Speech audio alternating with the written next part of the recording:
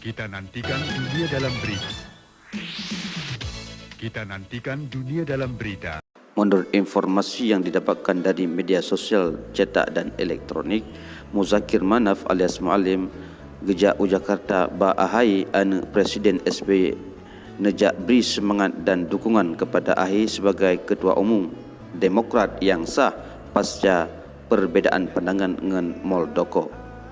Memang darah Aceh lagi Mualim khususnya betul-betul na darah Indatu Jamun yang berat hat sayang ke urang-urang tertindas dan lemuh ke bukti dari Aceh ne tempo Jakarta demi silaturahim untuk neberi semangat ke anu SBY yang ka dipekacau le urang yang pro-pro ke Muldoko. Padahal Mualim di Aceh cuma sebagai ketua partai PA atau ketua partai lokal Aceh, tapi mampu beliau bantu moral kepada partai nasional seperti Partai Demokrat yang padum-padum uronyo saling merebut kepemimpinan dalam memimpin Partai Demokrat tersebut. Nyan adalah salah satu kelebihan yang Bak Mualim getanyo. Perhatian beliau cuma ke mantan anggota GAM Gerakan Aceh Merdeka dan rakyat Aceh pada umumnya, tapi terus mantan anggota TNI lagi anu SBY dan mantan anu Presiden Indonesia. Nasyid pedulian Mualim getanyo. Memang beliau luar biasa. Menyeurungkeun ketua partai lokal Aceh tapi bak mandilah ketua Partai Nasional Indonesia. Tapi nasyid orang yang pegah khususnya orang Aceh yang betul-betul sayang dan cinta ke Indatu Aceh, khususnya orang Aceh yang sayang ke sejarah Aceh, nepegah oleh orangnya ada jet Mualim gejak betul bak Jokowi untuk tham dan neyu jaga serta neyu lestarikan dan membangun makam-makam Raja Aceh dan ulama-ulama Aceh zaman yang kehancur red dalam kurung dan kenang jalan tol yang dibangun oleh masa pemerintahan Jokowi. Karena waktu takalen makam yang di Banda Aceh, khususnya makam penjajah Belanda yang pernah dipoh ulama dan rakyat Aceh waktu dijajah Indonesianyo dan dijajah Acehnya, getak dijaga oleh pemerintahan Aceh pada khususnya dan pemerintah Indonesia. Sedangkan makam-makam raja dan makam-makam ulama dan makam-makam penjuang Aceh zaman nyan dibiarkan begitu saja.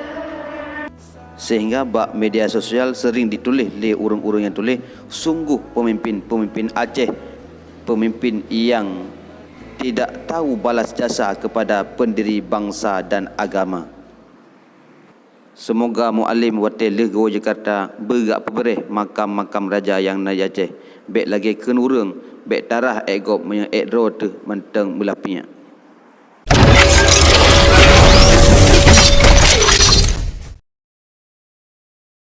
Ketika rakyat melawan penjajah dalam sejarah Indonesia merdeka, Aceh bertahan tak pernah kalah, bersusah payah demi Nusantara. Soekarno-Hatta ke Aceh datang, mohon bantuan untuk bangun negara. Rakyat menyumbang 2 kapal terbang, cikal bakalnya PT Garuda. Kala agresi Belanda kedua, Soekarno-Hatta ditawan Belanda.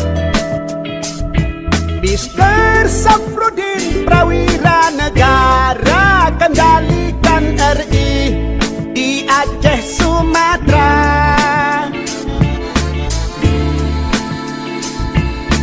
Zaman Soeharto pegang pimpinan, Arab berkembang ke mancanegara.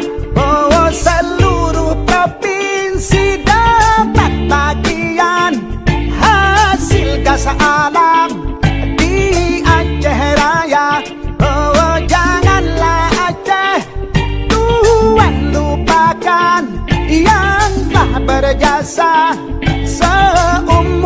berjasa. Oh, cinta yang ikhlas mari wakafkan. Negeri yang aman, rakyat sejahtera. Oh, janganlah Aceh tuang lupakan yang telah berjasa seumur masa. Oh, cinta yang ikhlas mari wakafkan. Negeri yang aman, rakyat sejahtera.